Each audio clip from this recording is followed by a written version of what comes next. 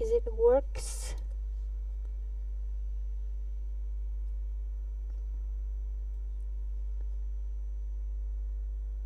Okay.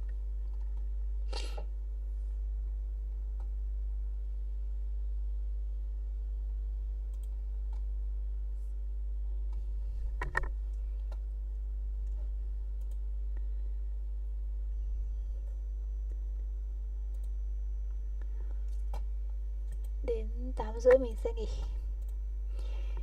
Tạm dừng thôi. It sounds like a giant Ponzi scheme, doesn't it? But if it's all a fraud, then the entire modern economy is a fraud. The fact is, it's not a deception, but rather a tribute to the amazing ability to the human imagination. What enables banks and the entire economy to survive and flourish is our trust in the future.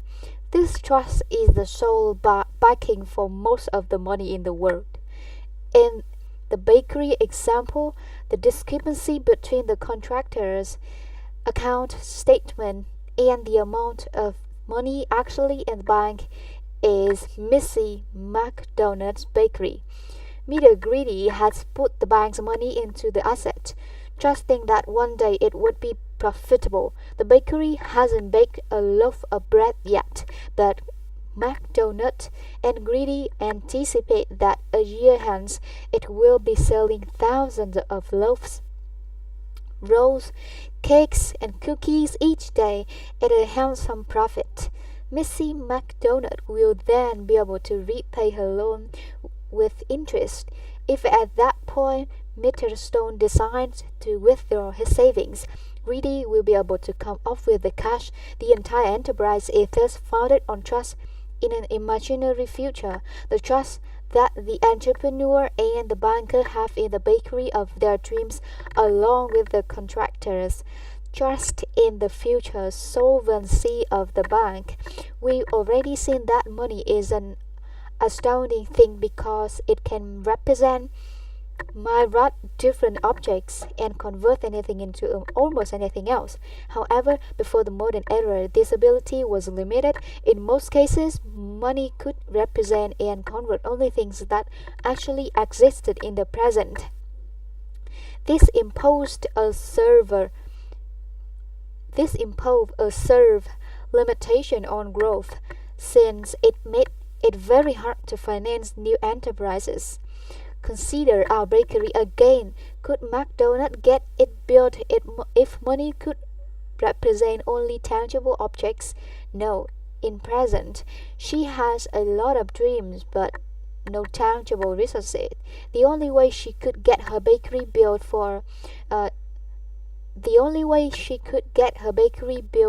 would be to find a contractor willing to work today and receive payment in a few years' time. If and when the bakery starts making money, a lot such contractors are rare breeds. So our entrepreneur is in a bind.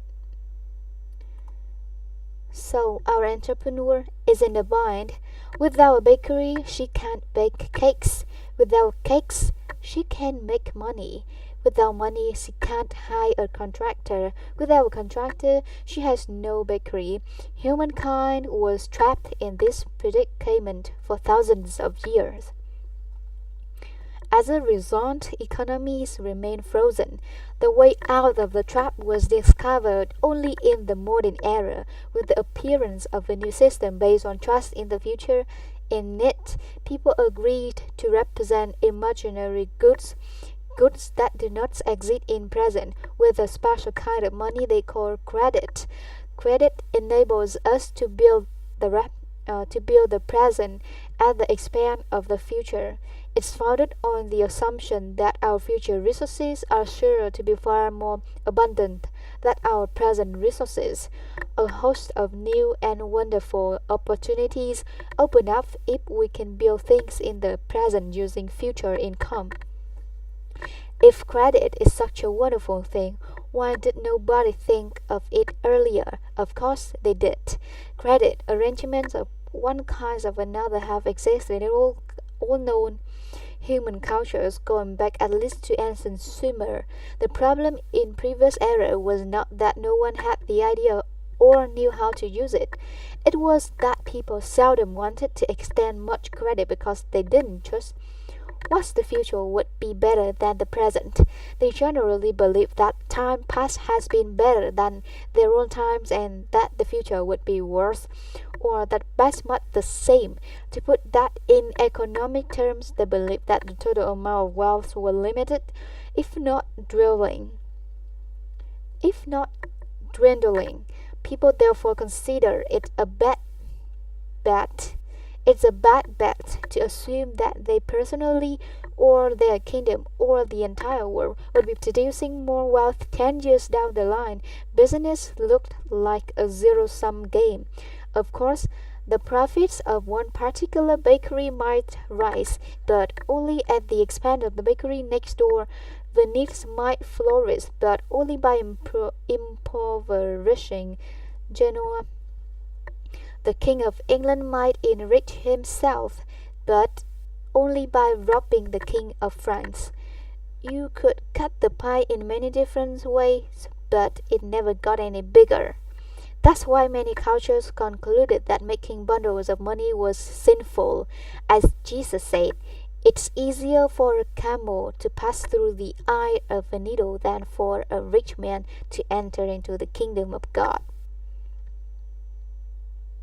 Matthew 19:24, but I don't know what it means.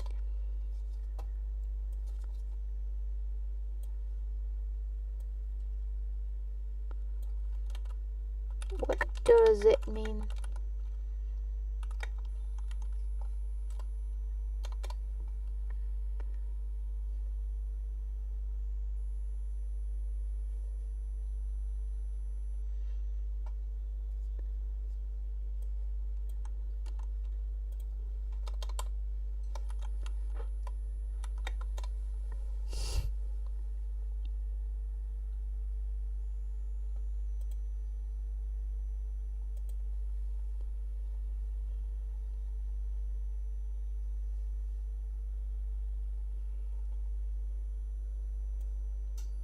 Matthew X E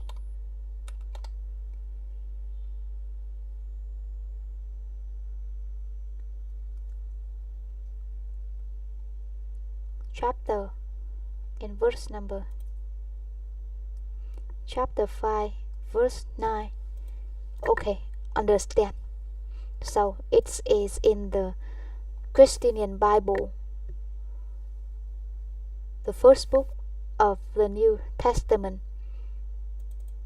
chapter 19 and verse 24.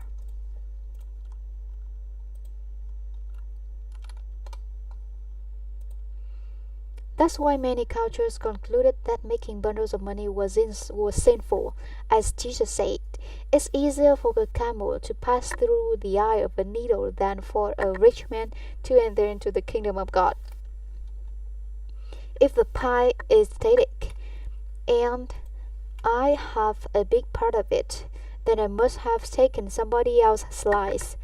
The rich were obliged to do penance for their evil deeds by giving some of their surplus wealth to charity. No bakery, no cake, no money, no contractor. The entrepreneur's dilemma. Tiến thoái lưỡng nan của người khởi nghiệp.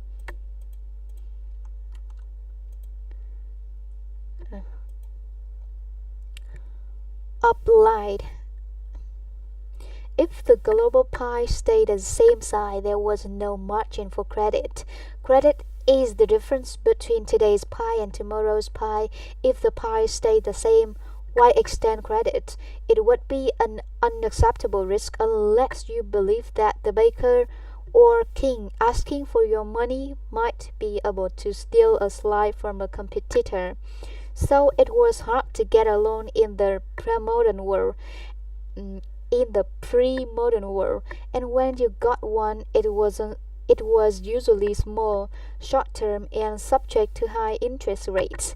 Upstart entrepreneurs thus found it difficult to open new bakeries, and great kings who wanted to build palaces or war, wage wars has no choice but to raise the necessary funds through high taxes and tariffs. Uh, New bakeries, cakes that pay back loans, trust in the future, credit paying contractors. The magic, the magic cycle, the magic circle of the modern economy. That was fine for kings as long as their subjects remained docile, docile, docile, docile, docile, docile, docile, docile, docile, quiet and easy to influence, persuade, or control. But a scullery maid who had a great idea for a bakery and wanted to move up in the world generally could only dream of wealth while scrubbing down the royal kitchen's floor. It was lose-lose because credit was limited. People had trouble financing new businesses because there were few new businesses. The economy did not grow because it did not grow. People assumed it never would. And those who had capital were wary of extending credit. The expectation of stagnation fulfilled itself. A growing pie. Một miếng bánh ngon nghè. Then came the scientific revolution and the idea of progress. The idea of progress is built on the notion that if we admit our ignorance and invest resources in research, things can improve. This idea was soon translated into economic terms. Whoever believes in progress believes that geographical discoveries, technological inventions, and organization development can increase the sum total of human production, trade, and wealth. New trade routes in the Atlantic could flourish without ruining old routes in the Indian Ocean. New goods could be produced without reducing the production of old ones. For instance, one could open a new bakery specializing One could open a new bakery specializing in chocolate cakes and croissants without causing bakeries specializing in bread to go bust. Everybody would simply develop new tastes and eat more. It can be wealthy without your becoming poor. I can be obese without your dying of hunger. The entire global pie can grow. Over the last 500 years, the idea of progress convinced people to put more and more trust in the future. This trust created credit. Credit brought real economic growth, and growth strengthened the trust in the future and growth strengthened the future in the future. Tôi đang đọc gì vậy? And growth strengthened the trust in the future and opened the way for even more credit. It didn't happen overnight. The economy behaved more like a roller coaster than a balloon. But over the long run, with the bumps evened out, the general direction was unmistakable.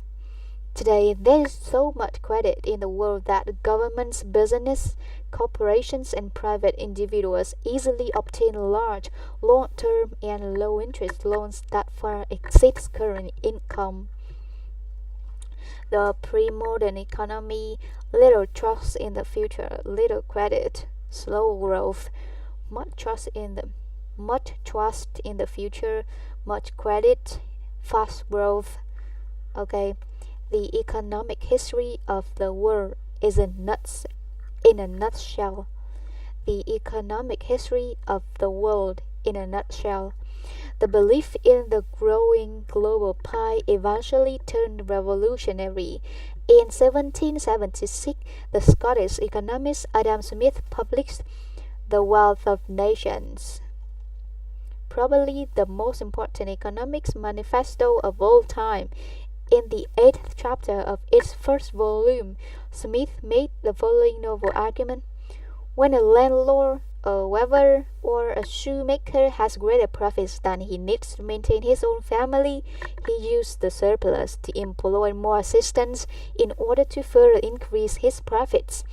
The more profits he has, the more assistants he can employ. It follows that increase in the profits of private entrepreneur is the basis of increase in collective wealth and prosperity. Mình cũng phải tìm cái này để đọc mới được. Review is it hard to understand compare with Sapiens,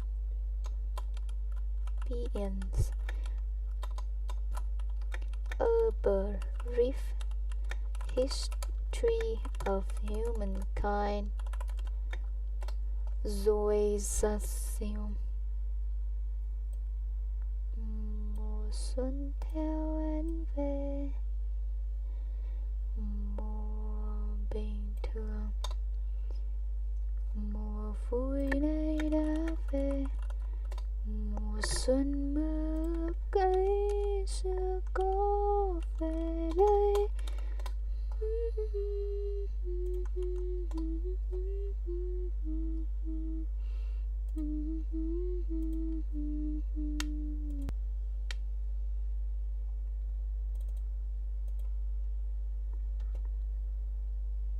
Also, on this theme every day in the news, yet Smith's claim that the selfish human urge to increase private profits is the basis for collective wealth is one of the most revolutionary ideas in human history. Revolutionary not just from an economic perspective, but even more so from a moral and political perspective. What Smith says is, in fact, that greed is good, and that by becoming richer, I benefit everybody, not just myself. Egoism is altruism. Smith taught people to think about the economy as a win-win situation in which my profits are also your profits. Not only can we both enjoy a bigger slice of pie at the same time, but the increase in your slice depends upon the increase in my slice. If I am poor, you too be poor since I cannot buy your products or services. If I'm rich, you too be enriched since you can now sell me something. Smith denied the traditional contradictions between wealth and morality and threw open the gates of heaven for the rich. Being rich meant being moral. In Smith's story, people become rich not by despoiling their neighbors, but by increasing the overall size of the pie. And when the pie grows, everybody benefits. The rich are accordingly the most useful and benevolent people in society because they turn the wheels of growth for everyone's advantage. All this depends, however, on the rich using their profits to open new factories and hire new employees rather than wasting them on non-productive activities. Smith therefore repeated like a mantra the maxim that when profits increase, the landlord or whoever will employ more assistants, and not when profits increase, Screw will hoard his money in a chest and take it out only to count his coins. A crucial part of the modern capitalist economy was the emergence of a new ethic, according to which profits ought to be reinvested in production. This brings about more profits, which are again reinvested in production, which brings more profits, etc., and infinitum. Investment can be made in many ways: enlarging the factory, conducting scientific research, developing new products. Yet all these investments must somehow increase production and translate into larger profits. In the new capitalist creed, the first and most sacked commandment is the profits of production must be reinvested in increasing production. That's why capitalism is called capitalism. Capitalism distinguishes capital from mere wealth. Capital consists of money, goods, and resources that are invested in production.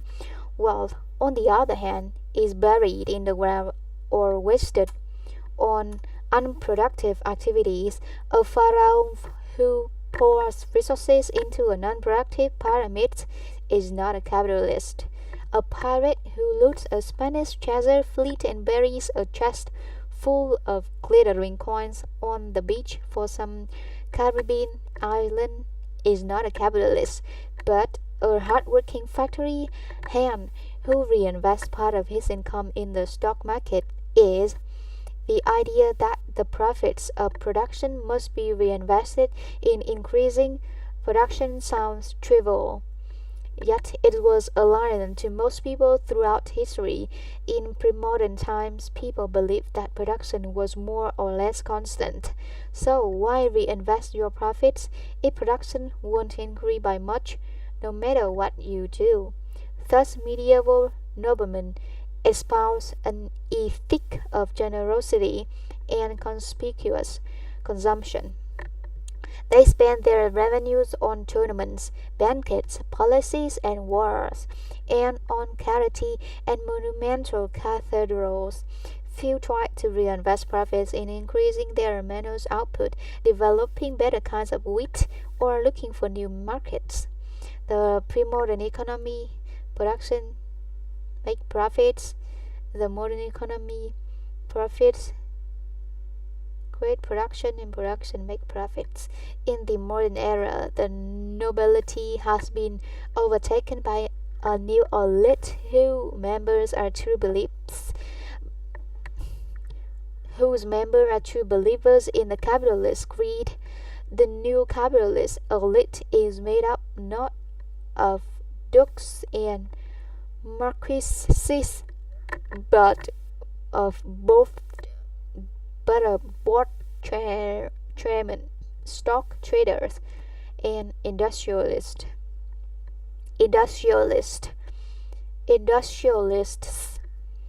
These magnates are far richer than the medieval nobility, but they are far less interested in extravagant consumption, and they spend a much smaller part of their profits on non-productive activities. Medieval noblemen wore colorful robes of gold and silk and devoted much of their time to attending banquets, carnivals, and glamorous tournaments. In comparison, modern CEOs don dreary uniforms called suits that afford them all the panache of a flock of crows, and they have little time for festivities. The typical venture capitalist rushes from one business meeting to another, trying to figure out where to invest his capital in following the ups and downs of the stocks and bonds he owns. True, his shoes might be Versace and he might get to travel in a private jet, but these expenses are nothing compared to what he invests in increasing human production. It's not just Versace clad business mogul who invests to increase productivity. Ordinary folk and government agencies think along similar lines. How many dinner conversations in modest neighborhoods sooner or later bog down in interminable debate about whether it is better to invest one's saving in the stock market, bonds, or property. Governments too strive to invest their tax revenues in productive enterprise that will increase future income. For example, building a new port could make it easier for factories to export their products, enabling them to make more taxable income, thereby increasing the government's future revenues. Another government might prefer to invest in education on the grounds that educated people form the basis for the lucrative high-tech industry which pay for a lot of taxes without needing extensive port facilities. Capitalism began as a theory about how the economy functions. It was both descriptive and prescriptive. It was both descriptive and prescriptive.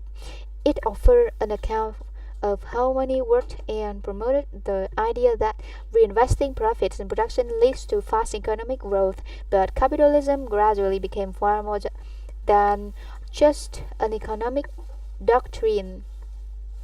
It now encompasses an ethic, a set of how teaching about how people should behave, educated their children, and even think. Its principal tenet is that economic growth is the supreme God, or at least a proxy for the supreme God, supreme good, because justice, freedom, and even happiness all depend on economic growth.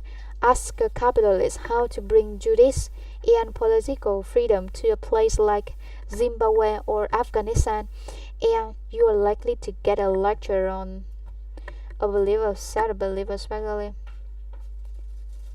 giáo điều học thuyết cho này.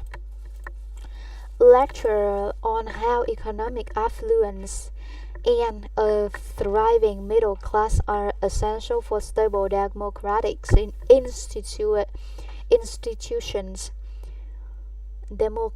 institutions, and about the need, therefore, to inculcate Afghan tribesmen in the value of free enterprise, thrift, and self-reliance. Inculcate, inculcate, inculcate, inculcate, inculcate, inculcate,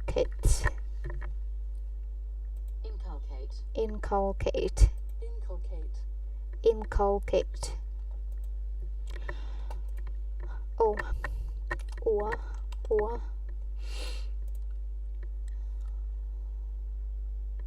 self-reliance. This new religion has had a decisive influence on the development of modern science too. Scientific research is usually funded by either governments or private businesses. When capitalist governments and businesses consider investing in a particular scientific project, the first questions are usually: will this project enable us to increase production and profits? Will it produce economic growth? A project that can't clear these hurdles has little chance of finding a sponsor. No history of modern science can leave capitalism out of the picture. Conversely, in the history of capitalism is unintelligible without taking science into account. Capitalism believed in perpetual economic growth flies in the face of almost everything we know about the universe. A society of wolves would be extremely foolish to believe that the supply of sheep would keep on growing indefinitely. The human economy has nevertheless managed to grow exponentially throughout the modern era, thanks only to the fact that scientists come up with another discovery or gadgets every few years, such as the continent of America, the internal combustion engine, or động cơ đốt trong, or genetically engineered ship. Banks and governments print money, but ultimately, it is the scientists who foot the bill. Over the last few years, banks and governments have been frenziedly, frenziedly printing money. Everybody is terrified that the current economic crisis may stop the growth of the economy, so they are creating trillions of dollars or euros and yen out of thin air, pumping cheap credit into the system and hoping that the scientists, technicians, and engineers will manage to come up with something really big before the bubble bursts. Everything depends on the people in the labs. New discoveries in fields such as biotechnology, nanotechnology could create entire new industries whose profits could back the trillions of make believe money that the banks and governments have created since 2008. If the lab does not fulfill these expectations before the bubble bursts, we're all heading towards very rough times. Columbus searches for an investor.